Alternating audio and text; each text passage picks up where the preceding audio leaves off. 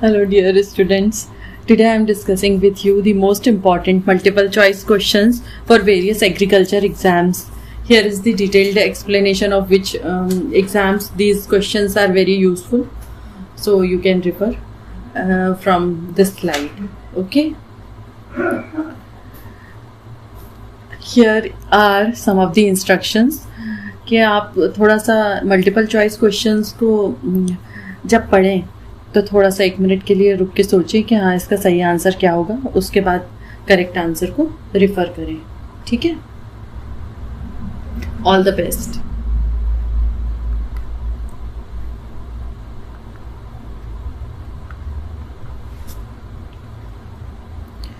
So which nutrient is, first question ये है हमारा, विच nutrient is most responsible for vegetative growth. ठीक है. वेजिटेटिव ग्रोथ के लिए कौन सा न्यूट्रिएंट प्लांट्स में सबसे ज़्यादा इम्पॉर्टेंट है? Phosphorus, potassium, nitrogen, zinc. इसका करेक्ट आंसर है नाइट्रोजन. अब जैसे कि बच्चों सभी को पता है कि प्लांट जो होता है उसकी मेन शूट होती है ये जो दिख रही है, और इसमें ये ऑक्सिलरी शूट्स होती हैं जो साइड में रहती हैं. अब इसमें ब्रांचिंग के लिए सबसे ज़्यादा जो रिस्पॉन्सिबल होता है वो कौन सा होता है? नाइट्रोजन. ठीक है. सो इसको तो थोड़ा ध्यान रखिए सभी. सेकंड क्वेश्चन है सॉइल पीएच बिलो 7 इंडिकेट्स. जो पीएच स्केल होता है उसमें 7 से नीचे जो होता है वो कौन सा मतलब इंडिकेट करता है? अल्कलिनिटी, न्यूट्रल, एसिडिक या सेलाइन. तो इसका करेक्ट आंसर है एसिडिक. देखिए पीएच स्केल जो होता है which was given by Sorensen in year, उसका थोड़ा सा देख लेना आप लोग. ये जो बीच में जो होता है इसमें 7 जो होता है ये क्या शो करता है? न्यूट्रलिटी को. ठीक है. न्यूट्रल को. और इससे हम कम रेंजेस में जाते हैं तो ये एसिडिक, जैसे 6 हो गया, 5 हो गया, 4 हो गया, 3, 2 ऐसे. ठीक है. ये पीएच.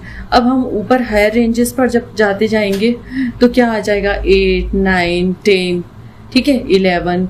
तो ये हायर अल्कालिनिटी के साइड हम बढ़ रहे हैं इधर.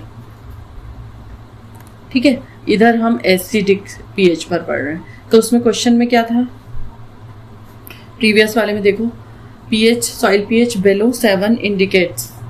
तो हमारा आंसर क्या हो गया? Acidity. Okay. Next, black soil is also called as. काली मृदा जो होती है उसका और नाम क्या है? एक और एल्यूवियल मृदा, रिगुर मृदा, लेटेराइट मृदा या फिर डेजर्ट. देखो डेजर्ट तो कहाँ पर पाई जाती है सबको पता है. डेजर्ट सॉइल जो होती है वो डेजर्ट रेगिस्तान में, मतलब राजस्थान के एरियाज में पाई जाती है. लेटेराइट सॉइल कहाँ पाई जाती है? ये मालाबार हिल्स ऑफ केरला में पाई जाती है. ठीक है. एल्यूवियल सॉइल जो होती है जलोढ़ मृदा, ये पानी के साथ जो एल्यूवियम्स आ जाते हैं बह के उससे बनती है. ठीक है. रिगुर सॉइल ये जो है ये काली मिट्टी जो होती है उसको कहा जाता है. तो करेक्ट आंसर इज रिगुर सॉइल. बच्चों यहाँ पर एक और इम्पॉर्टेंट बात मैं बता दूँ कि ये जो मैं एक्सप्लेनेशंस दे रही हूँ ये बहुत ही इम्पॉर्टेंट है और ये बहुत सारे एग्जाम्स में आ गए हैं. जैसे मालाबार की हिल्स ऑफ केरला में लेटेराइट सॉइल पाई जाती है, तो इसको भी आप लोग नोट करें. अब ये सॉइल में ये जो दिख रहा है ये क्या है? मॉन्ट मोरिलोनाइट.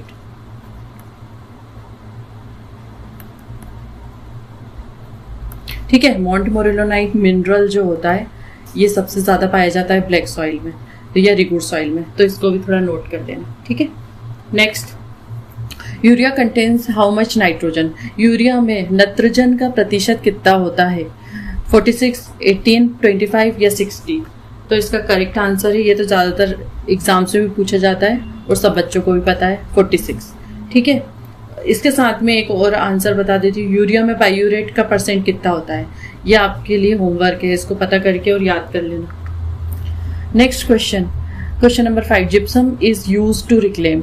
जिप्सम का यूज किस तरह की मिट्टी को रिक्लेम मतलब सुधार करने के लिए किया जाता है? Acid soil, saline soil, sodic soil या सैंडी सॉइल. तो करेक्ट आंसर है सोडिक सॉइल. ठीक है. Next, which crop requires more water. कौन सी क्रॉप जो है उसकी वाटर रिक्वायरमेंट ज़्यादा होती है?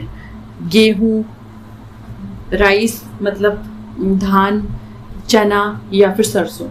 तो इसका आंसर है राइस। ठीक है। Minimum tillage is also called as. बच्चों मिनिमम टिलेज, देखो एक कॉन्सेप्ट है टिलेज जो है, सबसे पहले तो ये इंपॉर्टेंट है, टिलेज शब्द किसने दिया था, इसका एक्सप्लेन मैं करती हूँ। सबसे पहले अपन ऑप्शन पढ़ लेते हैं पहले। Minimum tillage is also called as deep tillage, zero tillage, reduced tillage या प्राइमरी टिलेज। तो इसका आंसर है रिड्यूस्ड टिलेज। ठीक है। मिनिमम मतलब कम, जैसे मिनिमम मतलब कम। अच्छा, अब एक बात बताते हैं, टिलेज जो वर्ड है, नोट्स बनाते जाना अपने कॉपी में, नहीं तो इम्पॉर्टेंट चीज छूट जाएगी फिर। ठीक है। टिलेज जो है ये शब्द किसने दिया था, जेथरो टुल ने। ठीक है, जेथरो टुल ने दिया था। फादर ऑफ टिलेज जो है वो भी यही है। ठीक है, फादर ऑफ टिलेज ये भी जेथरो टुल है। ठीक है, तो इन्होंने दिया था। तो minimum tillage is also called is reduced tillage. Next, soil texture depends on.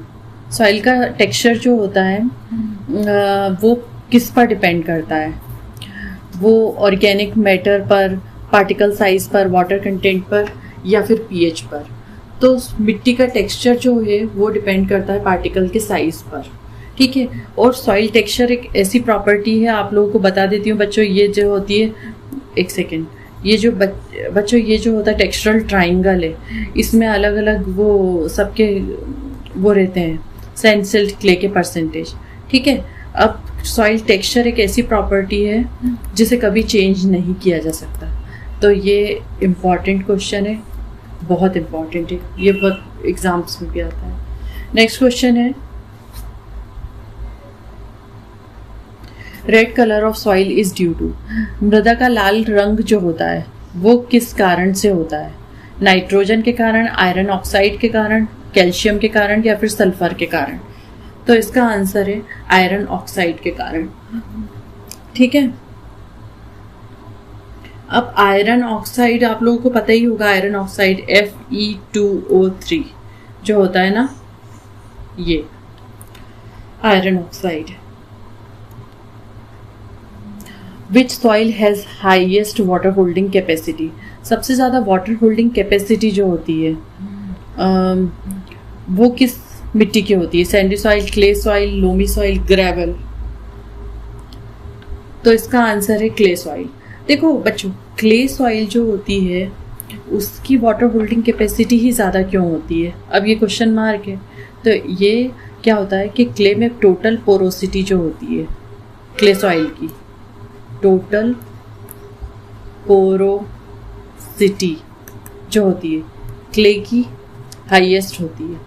उसमें माइक्रोपोर्स जो होते हैं उनका अमाउंट बहुत ज़्यादा होता है। इस कारण से क्ले की वाटर होल्डिंग कैपेसिटी हाईएस्ट होती है, ये हमेशा याद रखना। Next, deficiency of nitrogen causes. मिट्टी में, मतलब हम अभी मिट्टी में नहीं, सॉरी प्लांट्स में। ठीक है। Deficiency of nitrogen causes yellowing of lower leaves, purple leaves, leaf curl या फिर नेक्रोसिस। देखो येलोइंग ऑफ लीव्स में है ना, जो होती हैं नीचे की पत्तियां पीली पड़ जाती हैं, पर्पल लीव्स में पर्पल कलर की पड़ जाती हैं, और लीफ कर्लिंग जो होती है इसमें सफ़ेद से दाग से बन जाते हैं फसल पे। और नेक्रोसिस मतलब सड़ना, एक तरह का कैंसर होता है नेक्रोसिस प्लांट्स में। ठीक है। तो डेफिशिएंसी ऑफ नाइट्रोजन से क्या होता है, येलोइंग ऑफ लीव्स हो जाती है। जैसा कि हम सभी को पता है कि इसका एक्सप्लेनेशन में दे रहे हैं, इनको नोट कर लेना। ये प्लांट है हमारा। ठीक है। प्लांट में जो लोअर लीव्स होती है उसमें नाइट्रोजन के सिम्टम्स क्यों दिखाई देते हैं। एक न्यूट्रिएंट मोबिलिटी का कॉन्सेप्ट है जो ब्रे ने दिया था। इसमें हमने देखा था कि नाइट्रोजन जो होता है वो हाईली मोबाइल न्यूट्रिएंट होता है। ठीक है, हाईली मोबाइल न्यूट्रिएंट होता है। तो इसीलिए सबसे ज़्यादा येलोइंग के सिम्टम जो है लोअर लीव्स में देता है। इसलिए नाइट्रोजन की डेफिशिएंसी सिम्टम्स कहाँ दिखेंगे, लोअर लीव्स में। फास्फोरस की डेफिशिएंसी क्या करती है, प्लांट में फास्फोरस की कमी से क्या होता है, येलोइंग, पर्पल कलर, बर्निंग या विल्टिंग। तो इसका आंसर है पर्पल कलर। पोटेशियम, प्लांट में पोटेशियम, 13 क्वेश्चन है। प्लांट में पोटेशियम की कमी से कहाँ क्या होता है? मार्जिनल या स्कॉर्चिंग होती है, या येलोइंग होती है, या फिर स्टंटेड रूट्स होती हैं, या फिर विल्टिंग होती है। तो इसका आंसर है मार्जिनल स्कॉर्चिंग। अच्छा, मैं थोड़ा सा एक्सप्लेन करती हूँ। जैसे कि हमारी ये प्लांट लीफ है, ठीक है। अब ये प्लांट की जो लीफ है, इसमें किनारे किनारे पे ऐसा लगता है जैसे जला दिया हो किसी ने। तो ये किनारे जो जल जाते हैं, ये जो है पोटेशियम की कमी के कारण होते हैं, ठीक है, ये वाले किनारे। तो आंसर है marginal scorching.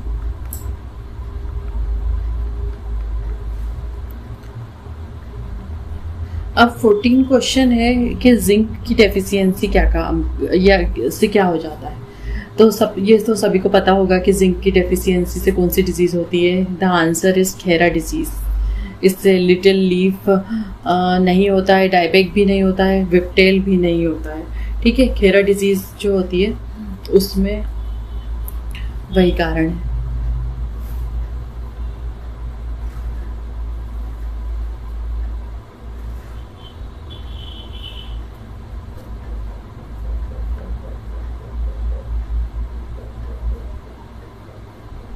Iron deficiency 15th question पर हम आ गए हैं। इसमें हम ये क्या बोल रहा है कि आयरन की डेफिशिएंसी है। आयरन की कमी से क्या होता है प्लांट में? लोअर लीफ क्लोरोसिस या फिर अपर लीफ क्लोरोसिस या फिर रूट रॉट या स्टेम रॉट। अब क्लोरोसिस का मतलब क्या होता है? सबसे पहले तो ये बताओ। क्लोरोसिस का मतलब होता है कि जिसमें क्लोरोफिल कम हो जाता है तो हरापन खत्म हो जाता है और फिर पीलापन पड़ जाता है, तो वो क्लोरोसिस कहते हैं उसे। तो इसका आंसर है अपर लीफ क्लोरोसिस, ठीक है। सल्फर की डेफिशिएंसी क्या रिजेंबल करती है? मतलब सल्फर की कमी जो है वो उसके सिम्टम्स किस तरह के रहते हैं? नाइट्रोजन की कमी जैसे, या फिर आयरन की कमी जैसे, या फिर जिंक की कमी जैसे, या पोटेशियम की कमी जैसे। तो इसका आंसर है नाइट्रोजन की कमी के जैसे। 17वां क्वेश्चन है boron deficiency causes flower drop, root elongation, leaf thickening, stem elongation. तो बोरॉन की कमी से फ्लावर का ड्रॉप होता है। नेक्स्ट है कैल्शियम डेफिशिएंसी अफेक्ट्स। कैल्शियम की डेफिशिएंसी प्लांट में हो जाती है या कमी हो जाती है तो उससे कौन सी लीव्स अफेक्ट करती हैं? या ओल्ड लीव्स, ग्रोइंग टिप्स, या फिर रूट ओनली, या फिर फ्लावर्स। तो ग्रोइंग टिप्स, क्योंकि हमें पता है कि BCA जो होता है बोरॉन और कैल्शियम जो होते हैं ये बड इनिशिएशन और ग्रोइंग पॉइंटर्स के लिए इम्पॉर्टेंट होते हैं। तो यहाँ पर होगा B बोरॉन और CA मतलब calcium. Magnesium is a part of chlorophyll. Magnesium किसका एक पार्ट है इम्पॉर्टेंट? क्लोरोफिल का, DNA का, प्रोटीन का, या एंजाइम का? तो इसका आंसर है क्लोरोफिल, क्योंकि मैग्नीशियम जो होती है, किसी ने पोरफायरिन पढ़ा है? 4 पायरोल रिंग्स जो होती हैं, 4 पायरोल रिंग्स जो होती हैं, क्लोरोफिल का जो स्ट्रक्चर होता है वो उससे बनता है, ठीक है। तो इसलिए उसमें इम्पॉर्टेंट रहता है मैग्नीशियम, जो कि सेंटर में रहता है। Which is the micronutrient. Micronutrient कौन सा है इनमें से? Nitrogen, phosphorus, zinc, potassium. इनमें से माइक्रोन्यूट्रिएंट है जिंक, जो कि सूक्ष्म मात्रा में पाए जाते हैं। प्लांट को सबसे ज़्यादा कम अमाउंट में जो ट्रेस अमाउंट में चाहिए होते हैं वो होते हैं माइक्रोन्यूट्रिएंट्स, ठीक है। वीट इज अ, गेहूं एक किस प्रकार की फसल है? खरीफ क्रॉप है, या रबी है, या फिर जायद है, या पेरिनियल है? तो इसका आंसर है रबी क्रॉप। और rice is grown in, rice is grown in मतलब धान जो है वो कहाँ पर उगाई जाती है? विंटर में या समर में या रेनी सीजन में या स्प्रिंग में? तो इसका आंसर होगा रेनी सीजन में। पल्स क्रॉप्स के एग्जाम्पल्स क्या हैं? वीट, राइस, ग्राम, मेज। तो इसका आंसर है ग्राम। ऑयल सीड क्रॉप कौन सी है? ऑयल सीड क्रॉप है इनमें से कौन सी? वीट, मस्टर्ड, राइस या बार्ले? तो इसका आंसर है मस्टर्ड। C4 क्रॉप के एग्जाम्पल्स कौन कौन से हैं? वीट, राइस, मेज या पटेटो? देखो, गेहूं और जौ ये C3 स्पीशीज होती हैं, और गन्ना और मक्का ये जो है वो C4 स्पीशीज होती हैं। ठीक है, तो इसका आंसर है मेज। सेल्फ पॉलिनेटेड क्रॉप्स कौन सी हैं? मेज, वीट, सनफ्लावर, सूरजमुखी या फिर प्याज? तो वीट, इसका आंसर है वीट। क्रॉस पॉलिनेटेड पर परागित फसलें कौन सी होती हैं? राइस है या वीट है या फिर मेज है या फिर ग्राम है? तो क्रॉस पॉलिनेटेड क्रॉप्स जो हैं पर परागित फसल है, इसका आंसर है मेज, मक्का। और अनाज की रानी भी मक्का को कहा जाता है, इतना याद रखना।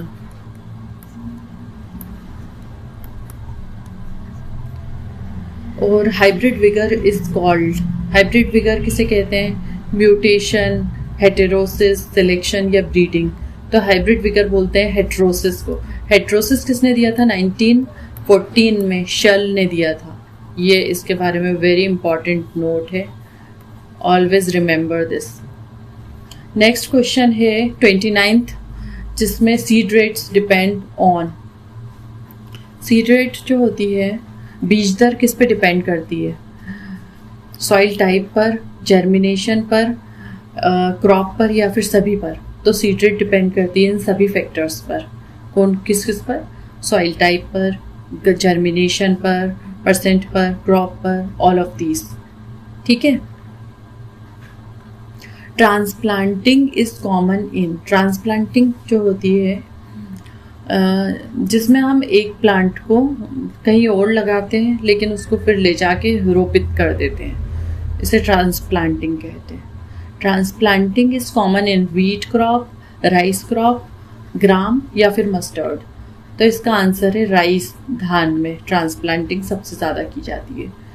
Mango is propagated by, 31 question है कि आम को प्रसारित कैसे किया जाता है? तो फिर वो किया जाता है सीड से या ग्राफ्टिंग से या कटिंग से या फिर लेयरिंग से। तो ग्राफ्टिंग से, जैसे veneer grafting is very important बच्चों।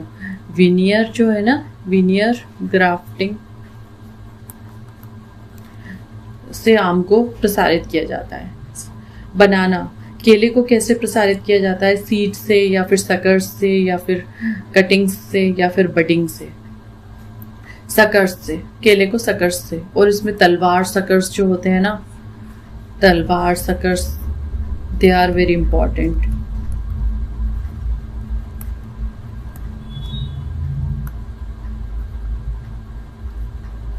सिट्रस इज प्रोपेगेटेड बाय, अब नींबू वर्गीय फसलें जो होती हैं वो सिट्रस जो है वो उसका प्रसारण कैसे किया जाता है? ग्राफ्टिंग से, बडिंग से, सीड से, लेयरिंग से? तो इसका आंसर है बडिंग। 34वां क्वेश्चन है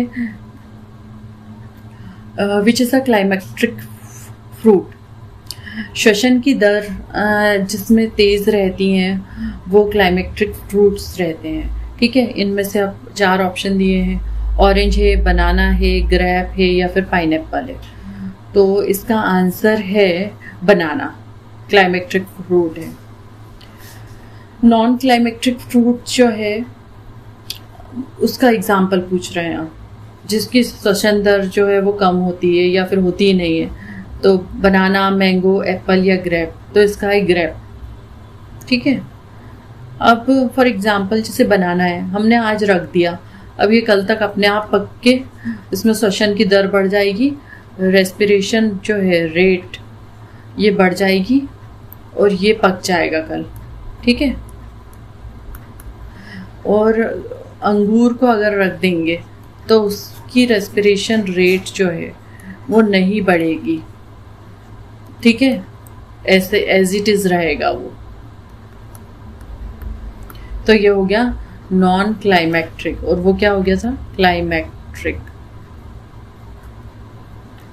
next, kitchen garden is also called, kitchen garden को और क्या कहा जाता है जो हम अपने घरों में लगा लेते हैं? Kitchen garden, terrace garden, nutrition garden, field garden या फिर क्रॉप गार्डन। तो इसका आंसर है न्यूट्रिशन गार्डन। अब spacing is important for yield, growth, light या फिर ऑल। स्पेसिंग किसके लिए सबसे ज़्यादा इंपॉर्टेंट है? सभी चीज़ों के लिए। किस किस के लिए? ये यील्ड भी, मतलब उपज कितनी हो रही है उसके लिए भी इम्पॉर्टेंट है। ग्रोथ प्लांट की कैसी हो रही है उसके लिए भी इम्पॉर्टेंट है। लाइट कैसी है प्लांट में, प्रकाश की मात्रा कैसी है उस पर भी इम्पॉर्टेंट है ना? तो ये सब चीज़ों के लिए इम्पॉर्टेंट है। नेक्स्ट क्वेश्चन, प्रूनिंग 38 क्वेश्चन है। Pruning is done to improve plants, improve yield, remove dead parts या फिर ऑल। तो प्रूनिंग जो होती है वो इन सभी चीज़ों के लिए की जाती है। उससे प्लांट ग्रोथ भी इम्प्रूव होती है और यील्ड भी इम्प्रूव होती है और डेड पार्ट्स जो होते हैं उसको हटा दिया जाता है। टमाटो कैसी क्रॉप है? फ्रूट्स है या वेजिटेबल है या बोथ है या पल्स? तो इसमें आएगा बोथ, क्योंकि टमाटर को इस फल की तरह भी खा लेते हैं और सब्जी में भी इसका यूज़ किया जाता है, इसलिए टमाटो इज बोथ क्रॉप। 40, ठीक है। Which crop is perennial? Perennial जो होता है वो क्या होता है? बहुवर्षीय फसलें। बहुवर्षीय मतलब 1 साल से ज़्यादा जो होती है वो बाइनियल होती है, लेकिन 2 साल से भी ज़्यादा जो होता है, 3 साल या 3, 4, 5, तो उन्हें बहुवर्षीय फसलें कहा जाता है। ठीक है। इनमें से कौन सी बहुवर्षीय फसल है? वीट है, गेहूं है, धान है या गन्ना है या चना है? तो इसका आंसर है गन्ना, शुगर केन। तो क्वेश्चन नंबर 41, इसमें insecticides is used for. Insecticide जो होता है, इसको कीटनाशी जो होता है उसका क्या यूज होता है? तो ये तो सब बता देंगे, वीड्स को मारने के लिए या इंसेक्ट को मारने के लिए या फंगी को या बैक्टीरिया को मारने के लिए। तो इंसेक्ट को, इंसेक्टिसाइड्स है तो इंसेक्ट को। फंजीसाइड किसको कंट्रोल करेगा? फंजीसाइड जो है इंसेक्ट को, फंजाई को, वीड्स को या वायरस को। तो ऑब्वियसली फंजाई को। ठीक है। Correct answer of 42 question is fungi. Herbicide किसको कंट्रोल करेगा? हर्बिसाइड जो होता है वो वीड्स को कंट्रोल करेगा या फंगस को या बैक्टीरिया को या इंसेक्ट्स को। तो हर्बिसाइड करेगा वीड्स को कंट्रोल। ठीक है। अब एग्जाम्पल बताओ कॉन्टैक्ट इंसेक्टिसाइड्स का।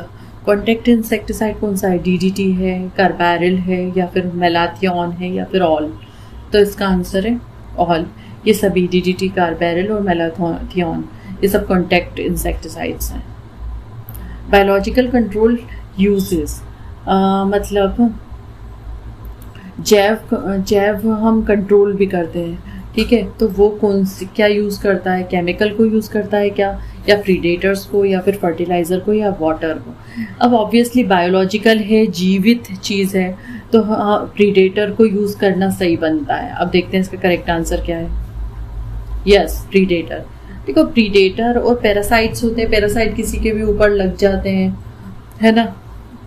प्रीडेटर, प्रे और पैरासाइट्स होते हैं। इसको मैं डिस्कस में डिटेल में शेयर करूंगी तुम लोगों के साथ। इंटीग्रेटेड पेस्ट मैनेजमेंट 46 नंबर का क्वेश्चन है। इंटीग्रेटेड पेस्ट मैनेजमेंट क्या होता है?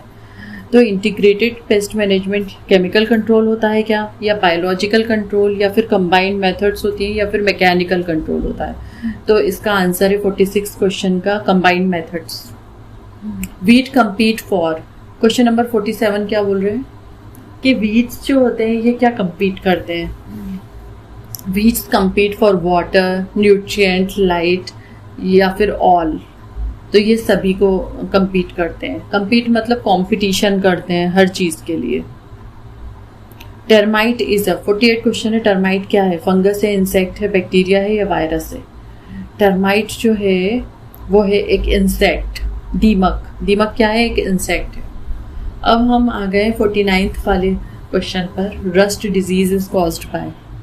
रस्ट जो होती है मतलब वो किससे कॉज होती है? बैक्टीरिया से, वायरस से, फंगस से या नेमाटोड से? व्हीट रस्ट, बहुत black rust of wheat, Puccinia graminis tritici से कॉजल ऑर्गेनिज्म जो है वो क्या है? बैक्टीरिया है या फंगस है या ये नेमाटोड? तो इसका आंसर है फंगस। वायरस डिजीज किससे फैलती हैं? Virus diseases spread by wind, insect, soil, water. Insects. Drip irrigation saves fertilizers, water, soil, labour. Water. Drip irrigation किसको सेव करती है? वाटर को। देखो ड्रिप इरिगेशन जो है ये सब, इसके बारे में बहुत इंपॉर्टेंट क्वेश्चन है ये। ड्रिप इरिगेशन ये किसने दिया था? सिमका ब्लास ने 1959 में इजराइल में, ठीक है, इजराइल में।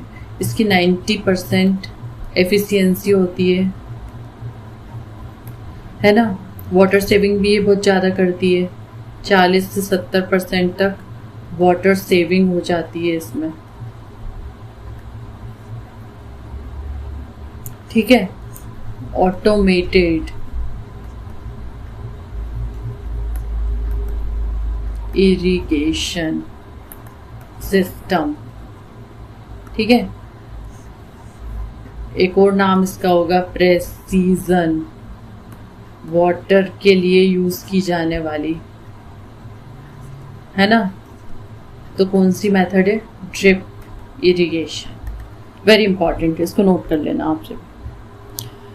अब हम नेक्स्ट है sprinkler irrigation.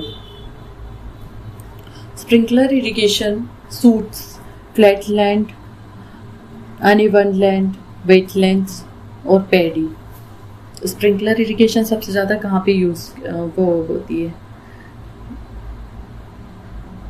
Uneven land, अनड्यूलेटेड topography जो होती है ना बच्चों, वहाँ पर स्प्रिंकलर इरिगेशन को, ठीक है, यूज़ किया जाता है। ऐसे फव्वारे उड़ते रहते हैं इसमें, इस तरह से। तो ये उसके लिए ज़्यादा अच्छी रहती है sprinkler irrigation. Field capacity refers to, field capacity जो होती है ये क्या होती है? मैक्सिमम वाटर होता है या मिनिमम वाटर होता है या फिर सॉइल मॉइस्चर आफ्टर ड्रेनेज होता है, मतलब पानी निकलने के बाद जो सॉइल में बचता है मॉइस्चर वो होता है, या फिर सूखी मिट्टी होती है? तो इसका आंसर है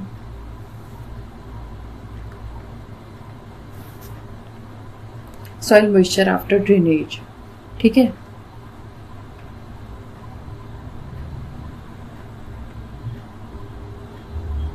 और एक बात बता देती हूँ, फील्ड कैपेसिटी जो होती है उसकी उसके ऊपर प्रेशर कितना होता है? एटमॉस्फेरिक प्रेशर जो होता है वो कितना होता है ATMs में और बार में? ATM में होता है -1/3 बार, और ये 0.33 जो होता है, देखो बार का क्या हो गया, -1/3 बार, 0.33 ATM। Next question, wilting point means, wilting मतलब मुरझाना, ठीक है, मुरझाना। विल्टिंग पॉइंट जो होता है उसका मतलब क्या होता है? फुल वाटर, नो वाटर, या फिर परमानेंट विल्टिंग या टेम्परेरी विल्टिंग। तो विल्टिंग का मतलब है परमानेंट विल्टिंग। देखो -15 बार जो होता है इस पे प्लांट जो है वो मर जाता है, परमानेंट विल्टिंग हो जाती है, ठीक है। और एक और कॉन्सेप्ट आता है अल्टीमेट विल्टिंग। तो आप लोग मेरे साथ जुड़े रहिए, तो इससे मैं आपके सारे कॉन्सेप्ट्स क्लियर करा दूंगी। तो क्या है कि आपको कोई सा भी एग्रीकल्चर एग्ज़ाम एक्ट करने में बहुत ही फ़ायदा हो जाएगा। तो अल्टीमेट विल्टिंग का जो बार होता है वो कितना होता है? प्रेशर -60 MPa, ठीक है। अब नेक्स्ट क्वेश्चन ये है कि इरिगेशन एफिशिएंसी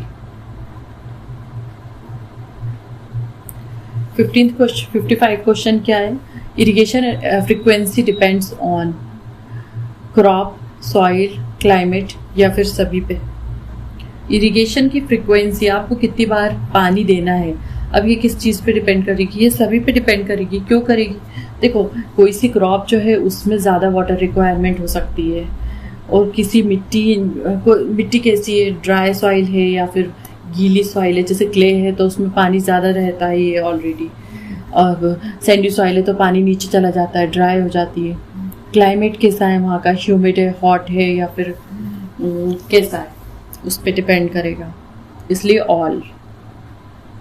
56 है MSP stand for minimum support price, या फिर मार्केट सेलिंग प्राइस, या फिर मैक्सिमम सेलिंग प्राइस, या फिर मिनिमम सेल प्रॉफिट।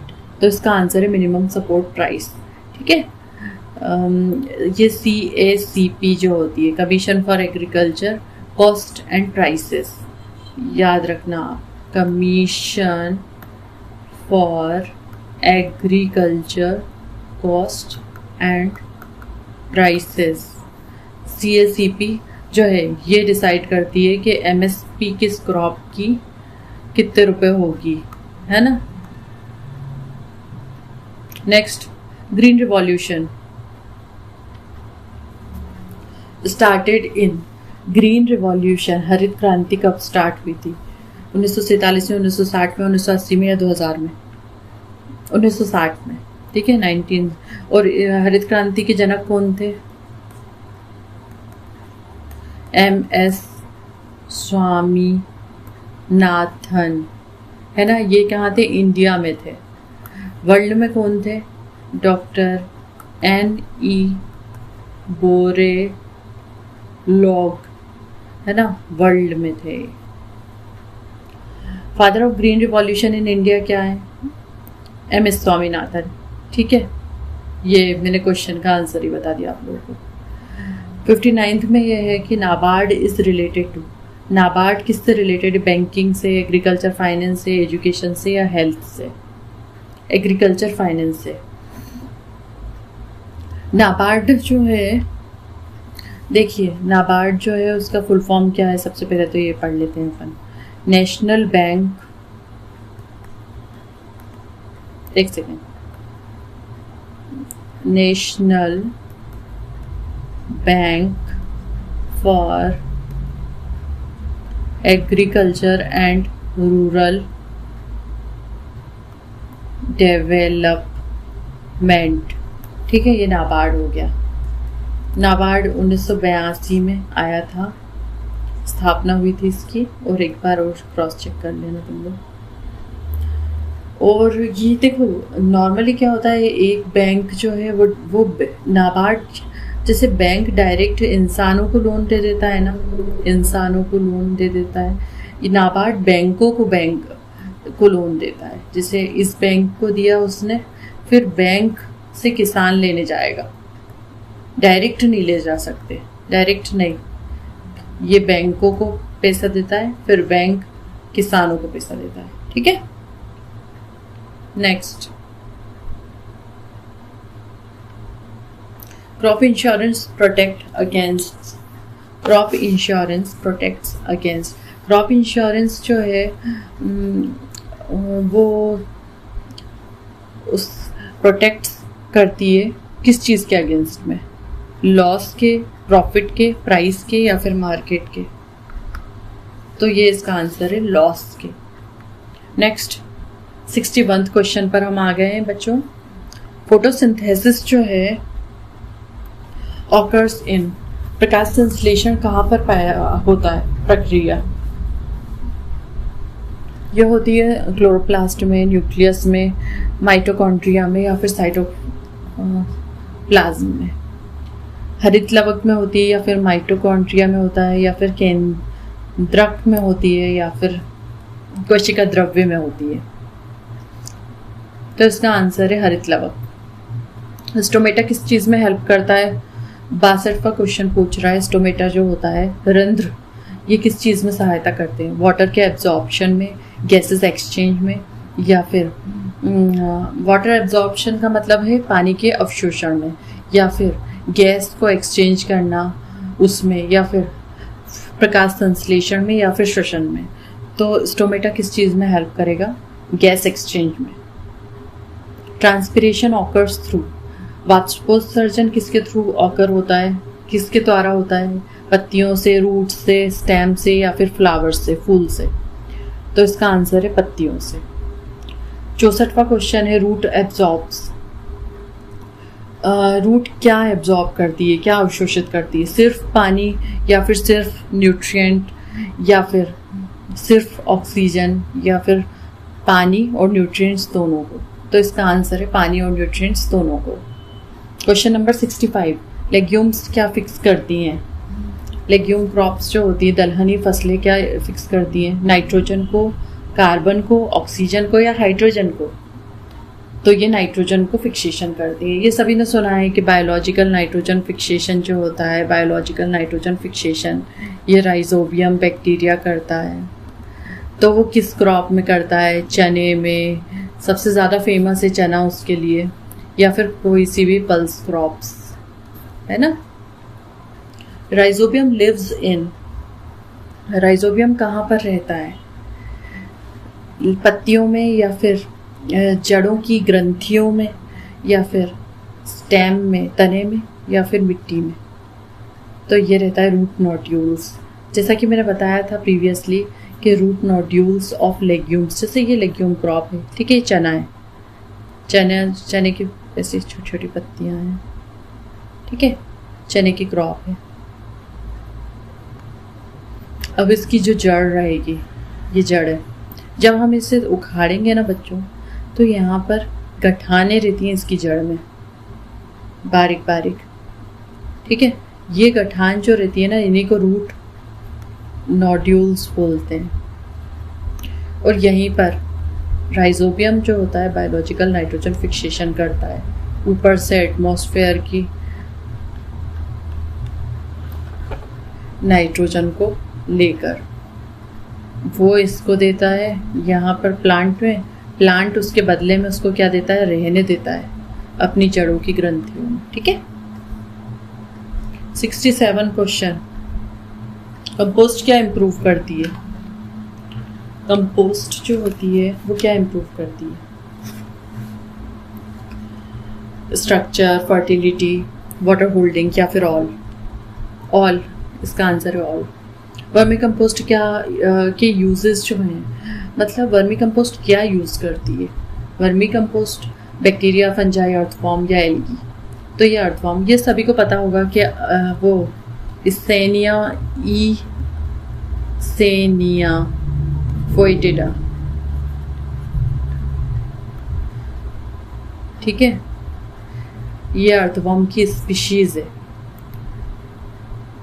है ना, अर्थवॉर्म की स्पीशीज है ये, जो कि वर्मी कंपोस्ट में सबसे ज़्यादा यूज़ की जाती है।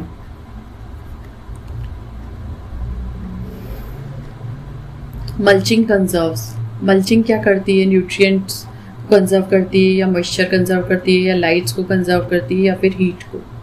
तो इसका आंसर है मॉइस्चर कंजर्व करती है। देखो मल्चिंग में क्या होता है, हम किसी भी चीज़ के अलग अलग मल्चिंग कर सकते हैं। मल्चिंग का मतलब होता है कवर करना। सॉइल को अगर हम मल्चिंग करते हैं, समझ लीजिए ये पूरा सॉइल सरफेस है, ठीक है, और हमने इसके ऊपर एक वो काले कलर की पॉलीथीन जो है उससे कवर कर दिया है ये पूरी, ठीक है। अब ये जो है इसमें मतलब क्या होगा? इवेपोरेशन। प्लांट्स में तो ट्रांसपिरेशन होता है, वाटर का वेपर की फॉर्म में उड़ जाना, प्लांट में हम क्या बोलते हैं? ट्रांसपिरेशन। लेकिन जब सॉइल सरफेस से पानी, अब यहाँ भाप बनेगी, प्लास्टिक से कवर कर देंगे, तो जब सॉइल सरफेस से जब वाटर जो है मूव करेगा ऊपर की साइड वेपर की फॉर्म में, तो हम उसको क्या बोलते हैं? इवेपोरेशन, ठीक है। तो मॉइस्चर को कंजर्व करने की एक प्रोसेस है मल्चिंग। ये अलग अलग टाइप की होती है। स्टबल्स जो होते हैं, स्टबल मल्च भी होता है, हस्क मल्च भी होता है, डस्ट मल्च भी होता है, सॉर मल्च भी होता है, अलग अलग टाइप के मल्चेस होते हैं, है ना। नेक्स्ट क्वेश्चन है crop rotation improves. Crop rotation क्या इम्प्रूव करता है? यील्ड को, सॉइल हेल्थ को, प्रॉफिट को या ऑल को? फसल को बार बार बदल बदल के बोना, इससे क्या इम्प्रूव होगा? ये सभी चीज़ें इम्प्रूव होंगी। सीड जर्मिनेशन नीड्स, सीड को जर्मिनेशन के लिए, अंकुरण के लिए क्या चाहिए होता है? वाटर, एयर, टेम्परेचर या ऑल? तो ऑल है इसका आंसर। पॉलिनेशन बाय इंसेक्ट्स, 72 को नंबर का क्वेश्चन है। फिर पॉलिनेशन जो होता है, परागण जो होता है, वो अगर कीटों से होता है तो उसे क्या बोलते हैं? एनिमोफिली, एंटमोफिली, हाइड्रोफिली और जूफिली। तो इसका आंसर है एंटमोफिली। बच्चों देखो, अगर पक्षियों से होता है तो फिर उसको एनिमोफिली कहते हैं, और इसका आंसर क्या था? एंटमोफिली, क्योंकि ये कीटों से हो रहा था। विंड पॉलिनेशन, विंड पॉलिनेशन जो है उसका क्या आंसर है? एनिमोफिली। एक सेकेंड बच्चों, एक चीज मुझे करेक्ट करना है। पॉलिनेशन बाय इंसेक्ट जो होता है वो इंसेक्ट वाला तो एंटमोफिली ही होता है। अगर जैसे कि हम विंड की गति को नापते हैं तो किससे नापते हैं? एनीमोमीटर से। तो ऐसे करके याद रख लेना कि विंड से अगर पॉलिनेशन होता है तो उसको एनीमोफिली कहते हैं। हाइब्रिड सीड क्या देते हैं? Hybrid seed gives low yield, medium yield, higher yield या फिर no yield? Hybrid seed gives higher yield. Organic farming avoids water, seed, sunlight, chemicals. तो इसका आंसर है केमिकल्स। ऑर्गेनिक फार्मिंग में हम सब कुछ ऑर्गेनिक चीज़ें यूज़ करते हैं, ठीक है, तो उसमें केमिकल का कोई रोल नहीं होता। फर्टिलाइज़र, बायो फर्टिलाइजर्स के एग्जांपल्स क्या क्या हैं? यूरिया, एजोटोबैक्टर, डीएपी या एमओपी? तो बच्चों बायो फर्टिलाइज़र का एग्जांपल है एजोटोबैक्टर। बायो फर्टिलाइजर्स क्या होते हैं? आर्टिफिशियली मैनमेड फर्टिलाइज़र होते हैं, है ना, which are capable of mobilizing nutritive elements from non-usable forms to usable forms। ठीक है, आर्टिफिशियल मैनमेड फर्टिलाइजर्स होते हैं जिनको, जो कि न्यूट्रिएंट्स को मोबिलाइज कर देते हैं। जो इनऑर्गेनिक मतलब अनअवेलेबल फॉर्म्स में थे ना, उनको अवेलेबल कर देते हैं, और जो ऑर्गेनिक फॉर्म्स में पड़े थे उनको इनऑर्गेनिक यूजेबल फॉर्म्स में कन्वर्ट कर देते हैं। ऐसे ऑर्गेनिजम्स को बायोफर्टिलाइजर्स कहते हैं। इसका आंसर है एजोटोबैक्टर। नेक्स्ट है soil erosion by wind, aeolian, fluvial, glacial या marine? Soil erosion by wind जो है वो क्या होगा? Aeolian. Contour farming prevents flood, drought, erosion या पेस्ट? कंटूर फार्मिंग जो होती है, देखो कंटूर फार्मिंग जो होती है वो इरोजन को ख़त्म करने के लिए की जाती है। देखो जैसे ये पहाड़ है, पर्वत, ठीक है, अब यहाँ पर आपको खेती करना है, ठीक है, इतने एरिया में, तो आपको क्या करना पड़ेगा?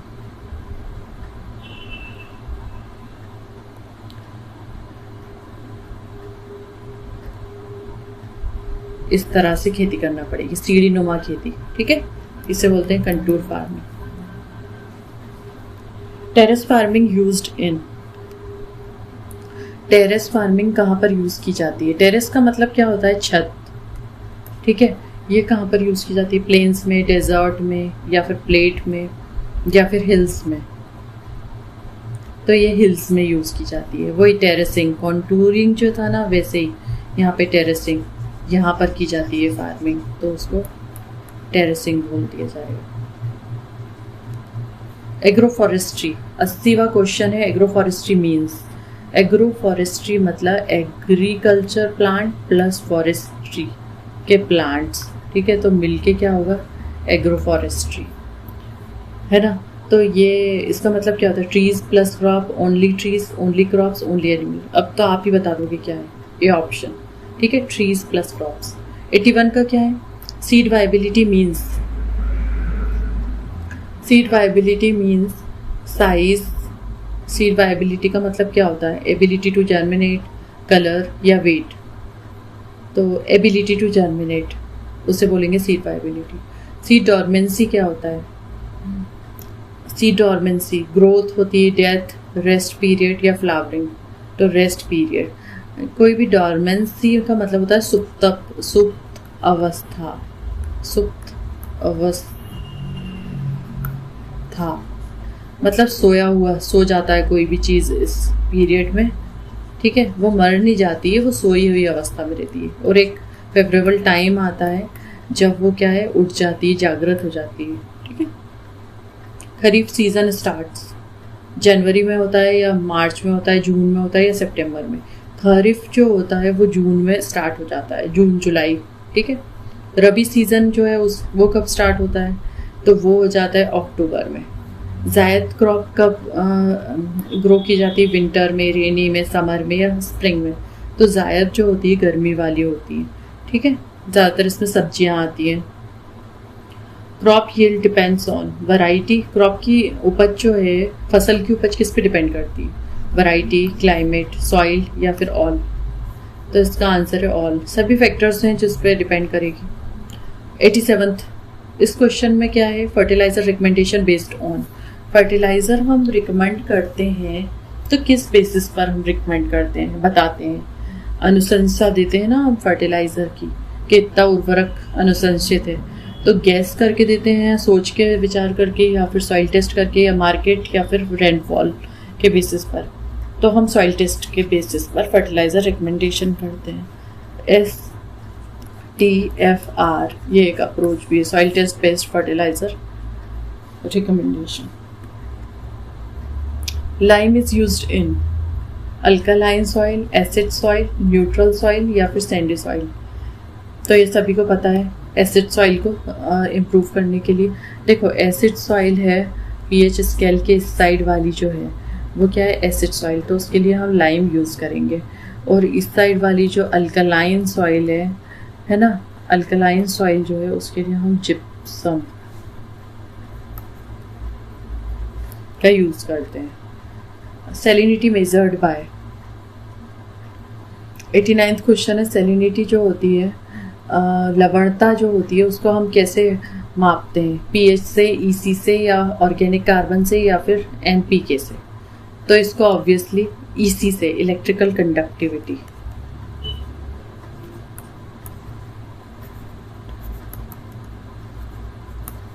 से मापते हैं, ठीक है। और सॉइल स्ट्रक्चर क्या अफेक्ट करता है? कलर को, रूट ग्रोथ को, स्मेल को, या फिर टेस्ट को। तो सॉइल स्ट्रक्चर अफेक्ट करता है रूट ग्रोथ को, ठीक है। Water logging reduces. Water logging मतलब एक ऐसी अवस्था, अभी मैं बताती हूँ आपको क्या है, इसको एक्सप्लेन करती हूँ मैं। Water logging reduces nitrogen, oxygen, phosphorus या फिर पोटेशियम। तो ये ऑक्सीजन को कम कर देती है। अच्छा देखिए बच्चों, ये क्या है, पूरा ये फील्ड है, राइस का फील्ड है ना। राइस की फील्ड जो होती है उसमें एरोबिक और अनएरोबिक कंडीशंस जो होती हैं, एक तो एरोबिक और एक एनएरोबिक, फिर एरोबिक, फिर एनएरोबिक। और नीचे की जो होती है पूरी सॉइल जो होती है वो अनएरोबिक। यहाँ तक तो पूरे में कोई ऑक्सीजन नहीं है, ठीक है, O2 है ही नहीं यहाँ पे है, तो वो भी उसके अलग अलग जोन्स रहते हैं, एरोबिक वाले और अनएरोबिक वाले। ये ए है तो यहाँ नहीं है, फिर यहाँ है, यहाँ नहीं है, ऐसे। और नीचे की साइड तो बिल्कुल भी नहीं रहता। तो ये जो है वाटर लॉक्ड कंडीशन इसे बोलते हैं, जिसमें जलमग्न रहता है पूरी तरह से। तो उसमें ऑक्सीजन कहाँ से आएगी, वाटर लॉक्ड है तो। एरेशन क्या इम्प्रूव करता है? फोटोसिंथेसिस, रूट रेस्पिरेशन, ट्रांसपिरेशन और जर्मिनेशन। तो ये फोटोसिंथेसिस को इम्प्रूव करता है एरेशन। हार्वेस्टिंग स्टेज इम्पॉर्टेंट किसके लिए होती है? उपज के लिए, क्वालिटी के लिए, या फिर दोनों के लिए? दोनों के लिए, उपज और क्वालिटी दोनों के लिए। टाइम से हार्वेस्टिंग होना चाहिए।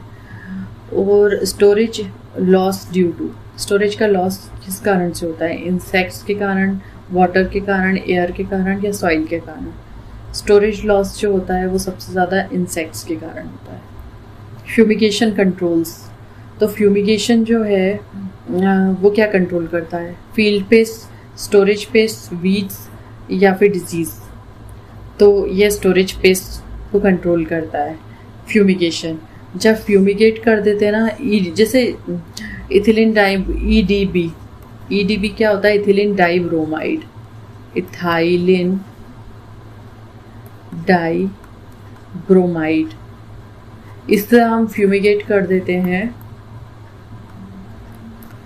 तो स्टोरेज पेस्ट के लिए बहुत अच्छा रहता है fumigation. Seed certification ensures, 96 question है, सीड सर्टिफिकेशन क्या इंश्योर करता है? प्राइस को, पैसे को उसके, या फिर क्वालिटी को, या फिर क्वांटिटी को, मात्रा को, या फिर उसके आकार को?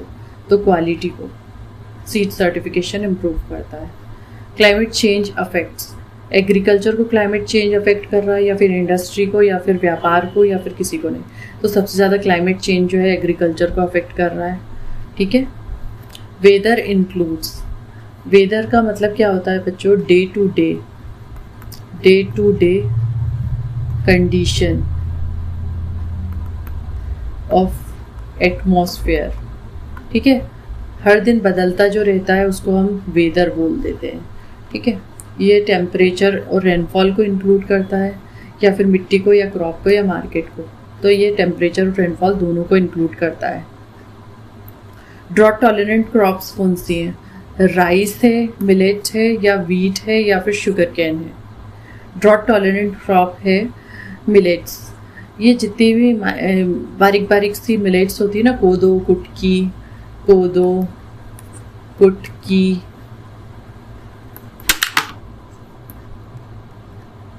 रागी, सवा, सामा, ये सब वही है। ठीक है। Sustainable agriculture means, sustainable 100 question number 100 है। सस्टेनेबल एग्रीकल्चर का मतलब क्या है?